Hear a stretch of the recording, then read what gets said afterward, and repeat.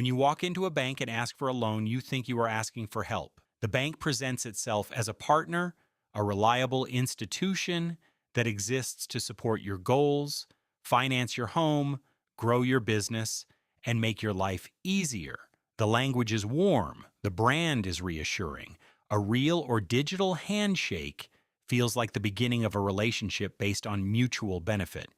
It gives you the feeling that a close friend is supporting you in your current financial situation. But it is not. It is the beginning of one of the most profitable transactions in the modern economy, and you are the one financing it. So you are actually the financier of this friendly relationship. Most people know that banks charge interest, but most people do not understand the structure behind that interest, how it is designed, what it actually costs over time, and that the bank's entire lending model is built not around helping you pay off debt quickly, but around keeping you in it for as long as profitably possible. By offering payment flexibility, the bank maintains its relationship with you over the long term. Welcome to 5-Minute Money. In the next 5 minutes, you'll learn one powerful idea that can change the way you think about money. If you find value here, subscribe for more. Now let's continue. First, it is necessary to understand where bank money actually comes from. When a bank approves your loan, it does not go to a vault and hand you money deposited by someone else. In the modern banking system, banks create the money they lend through a process called fractional reserve lending. For every dollar held in reserve, the bank can lend out many times that amount. The money you receive as a loan is, in a very real sense, created at the moment the loan is granted. And from that moment forward, you pay interest on that money. Interest on money that was effectively created out of thin air. This is the foundation of bank profitability.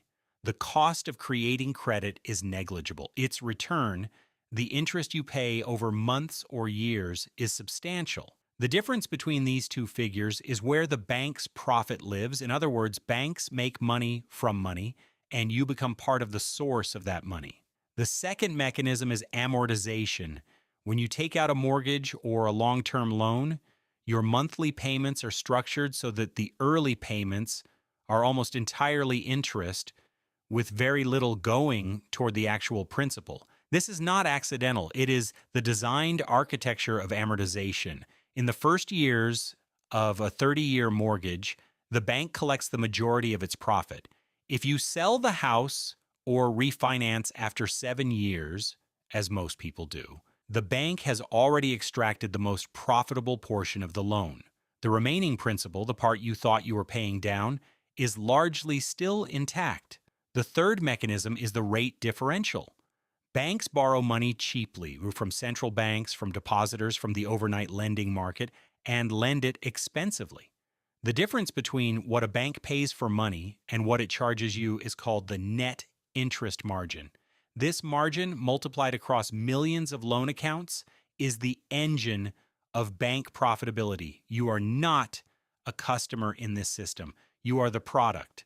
The fourth mechanism is risk-based pricing. Not all borrowers pay the same interest rate. Those with low credit scores pay significantly more, sometimes 2 or 3 times more than borrowers with high credit scores for the same loan amount. This creates a system where those least able to afford high interest rates are charged the most. Your credit score is a benchmark that determines how much borrowing will cost you. Banks justify this as risk compensation. It also produces their highest margin lending business. None of this means that borrowing is inherently wrong. When used wisely, leverage can accelerate wealth building in ways that pure saving cannot. A mortgage on an appreciating asset, a business loan that yields returns exceeding its cost, a student loan that genuinely increases earning capacity, these can be rational decisions. The problem is not debt. The problem is uninformed borrowing, agreeing to a structure you do not fully understand. The person who understands amortization pays extra on principal from the first month, compressing a 30-year loan into 20, saving tens of thousands in interest.